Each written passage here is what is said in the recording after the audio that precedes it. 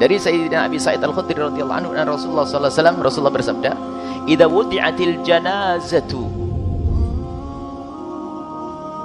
Semoga ini jenazah kita nanti. Di saat jenazah itu diletakkan, disiapkan untuk dibawa ke kuburan. Wahtamal hannasu, kemudian dibawa oleh orang-orang ke kubur. Awirijalu, atau dibawa oleh kaum laki-laki, diangkat ke kubur. Ala anakihim, di pundak mereka, di leher mereka.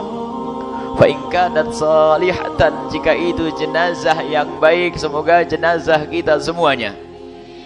Qalat, jenazah tersebut berkata, dan jangan bertanya ngomongnya kayak apa, bukan urusanmu.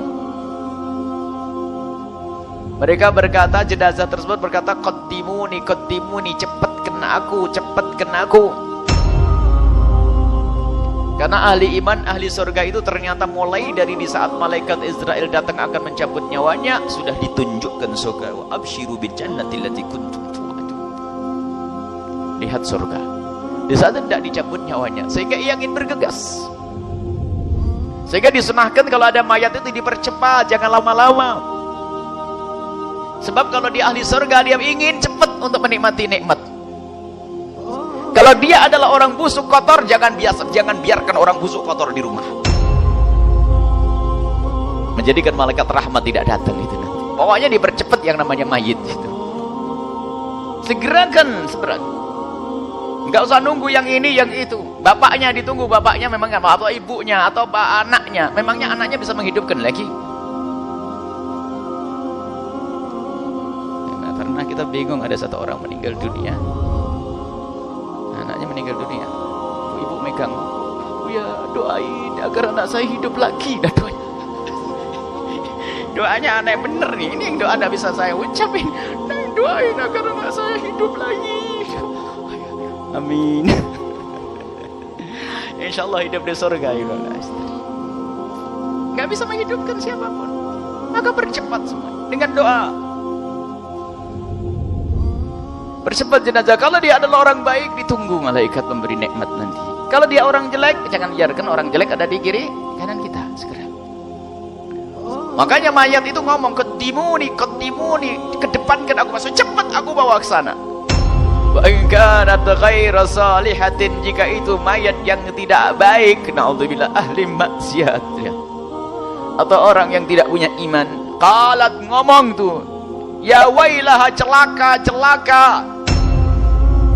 Aina tadhabuna biha, kau bawa kemana ini?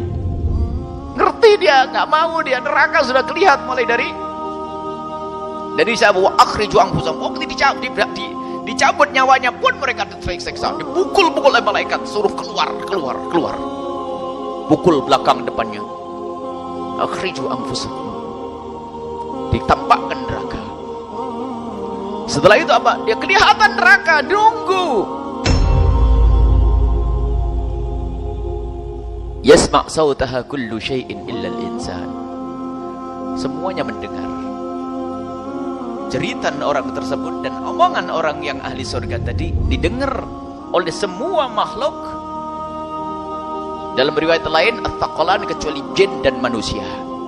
Karena mereka mukallafin. Burung ngerti, ayam ngerti. Kecuali manusia.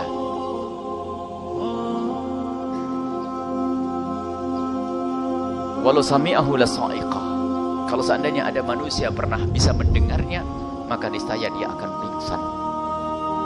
Begitu mengerikannya suaranya orang yang ketakutan untuk digiring ke neraka jahanam. Nah, maka ketahuilah bahwa kebaikan-kebaikan yang kita lakukan itulah yang akan mempercepat langkah kita. Tapi ada kaidah, kita tidak boleh berprasangka buruk kepada mayat siapapun dia, apakah mayat jadi hitam, jadi ini, selagi dia ahli Islam, ahli iman, semoga Allah menjadikan dia ahli surga. Ini tugas kita. Adapun masa bunuh diri juga jangan mudah mengatakan orang bunuh diri biarpun terlihat seperti itu. Sebab sekarang kejahatan di mana-mana. Ada orang setelah dibunuh digantung, ada. Ada orang dikasih obat oleh yang lain, ada. Sudahlah, kalau ada orang meninggal dunia, kita doakan. Kalau dia ahli iman, solati. Solati. Sejahat apapun dia, was. Solati. Jangan sampai gara-gara dia orang jahat, orang benar, lalu saya nggak mau nyolat itu. Gimana ini?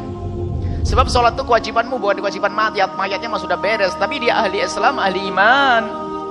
Selagi dia meninggal dalam keadaan Islam dan iman, maka fardu kifayah bagimu.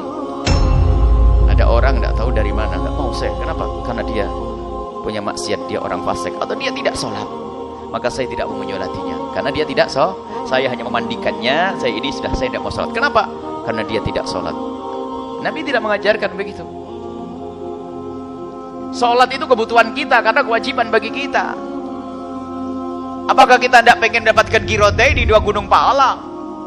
Di saat menyolati 1 gunung, mengantarkan jenazahnya 2 gunung, terserah tuh mayatnya kayak apa. Tidak perlu pakai ijtihad ini. Tidak boleh ijtihad, jelas lagi, sudah dijelaskan fardu kifayah. Selagi dia adalah terbukti dia Islam menurut akidah yang kau fahami, madhab yang kau mengerti, madhab Imam Syafi'i, bahwasanya dia adalah seorang dianggap Islam. Islam enggak? Islam sudah selesai, sholati, kafani, selesai. Oh, dia punya utang. Saya tidak mau menyolati orang punya utang. Loh, kenapa? Nabi pernah tidak mau menyolati orang yang tidak punya utang. Nabi bukan tidak mau menyolati secara sesungguhnya. Sebab pada akhirnya Nabi juga menyolati setelah utangnya dibayar. Bukan ente sok jadi Nabi, bukan. Jangan sampai kita semakin prasangka buruk dengan mayit. Ketahuilah waktu sakaratul maut, seorang ahli iman, biarpun di hari kemarin maksiatnya luar biasa, bisa saja merasakan muqaddimah sebelum sakaratul maut, sebelum yughargir, sebelum rohnya di tenggorokan, mungkin diberi Allah sakit untuk membayar dosa-dosanya yang kemarin. Makanya gak usah prasangka buruk dengan mayat. Selesai. Ada orang meninggalnya keloncotan begitu, bukan berarti dia ahli neraka. Bukan urusanmu menilai orang. Karena apa? Mungkin itu akan dihabiskan atau diangkat derajatnya oleh Allah. Bukan berarti ini. Ada sebagian prasangka buruk, oh kesian kelocotnya matanya. Memang orang meninggal, terkagum dengan surga yang dilihatnya, malah menteleng dia. Suudon itu ya nggak boleh, suudon kepada orang mati. Bukan bagian kita. Maka tutup. Makanya kalau kita melihat orang meninggal dunia, harus lidah kita jaga. Tidak boleh ngomongin kejelekannya, baik kejelekan fisiknya atau kejelekan akhlaknya. Udkur bahasina amwatikum, sebut kebaikan-kebaikannya. Ustur masawi Allah.